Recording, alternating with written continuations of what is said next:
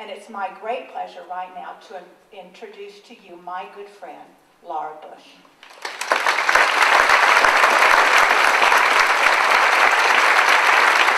Thank you so much, and thank you, Adair. I'm thrilled to be here.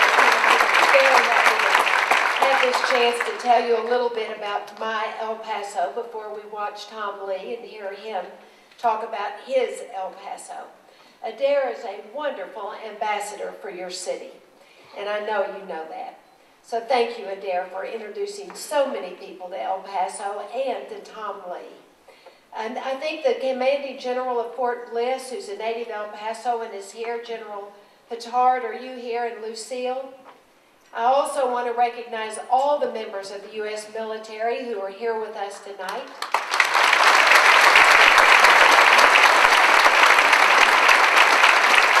Your former Commander-in-Chief sends his very best to all of you. I want to recognize the board members of the Tom Lee Institute and thank J.P. Bryant, the Master of Ceremonies and the Chairman-elect of the Institute. J.P. is a terrific talker, speech maker himself, as you could tell. I'm happy that some members of Tom Lee's family are here tonight.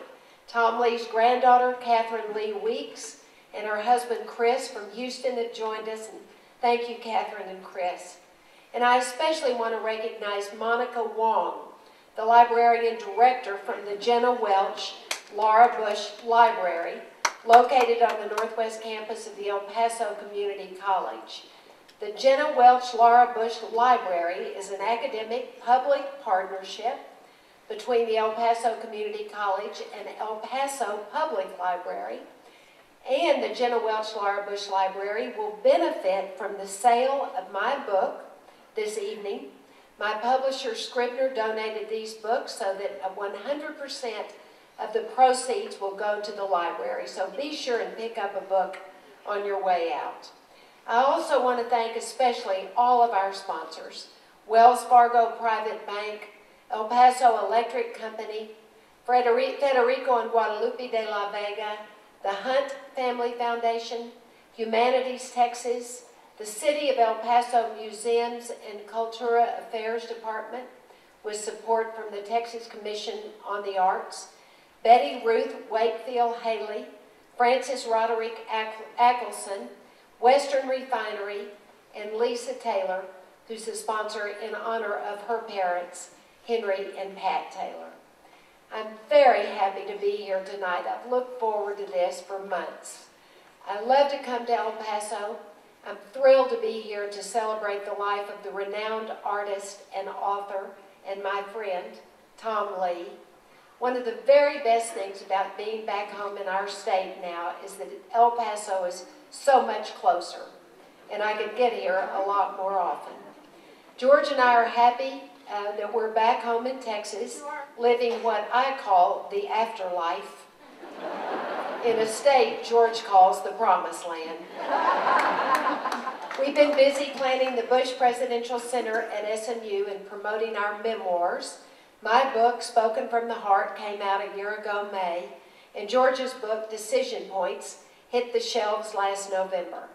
Nothing quite prepares you for the whirlwind of a book tour, although I guess an election campaign comes pretty close. After launching the book tour in Washington, D.C., I spent the next 27 days crisscrossing the United States, talking to people in 24 different cities. Despite a few train delays, missing pilots, and even one or two plane breakdowns, it was a great month getting to share the stories of my book with Americans from all walks of life. We even had a security breach, if you count the suburban women in one southern city who had forgotten to take their mace and stun guns out of their purses. The Secret Service was disturbed.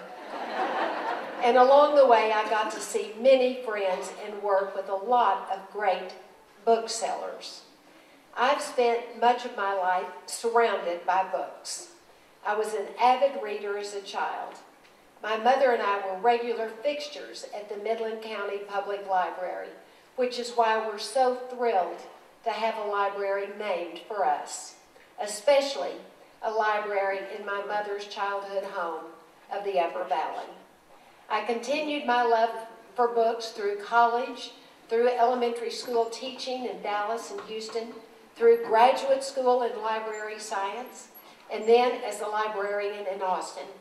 I made a career out of my love for books. And to spread that love, I helped found the Texas Book Festival and the National Book Festival. But while I loved reading books, I never thought I would write one, and certainly not one about myself. But as George's 8 years in office drew to a close, publishers began calling, asking me when I was going to write a book. And I realized then that there was, in fact, a lot I wanted to say. Our years in Washington, the first decade of the new century, were as consequential as almost any other time in our history. We lived through the most vicious attack on our homeland in the history of our nation. I was on Capitol Hill on the morning of September 11th, sitting in the office of the late Senator Ted Kennedy, preparing to give a presentation to his Education Committee, when the World Trade Center was engulfed in flames, the Pentagon was struck, and a few dozen brave men and women defeated their hijackers above a grassy Pennsylvania field. George and I cried with the grieving families, and we prayed with the nation.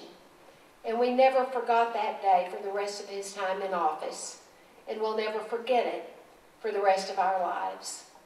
I met so many of the brave men and women who volunteered to defend our country, who risk and give their lives so that we might never know terror again.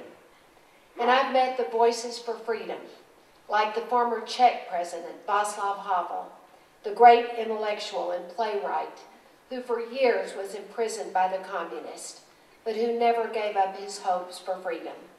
When the Iron Curtain fell, he stepped up to lead his country, and he's still speaking out on behalf of the oppressed. I met the Dalai Lama from Tibet and female candidates for parliament in Kuwait who ran for office in 2006, the first year that women there were granted the right to vote.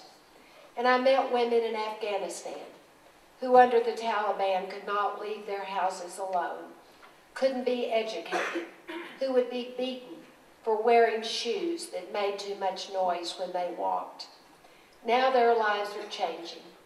In my book, I wanted to give voice to all of these remarkable people and to share these experiences with others.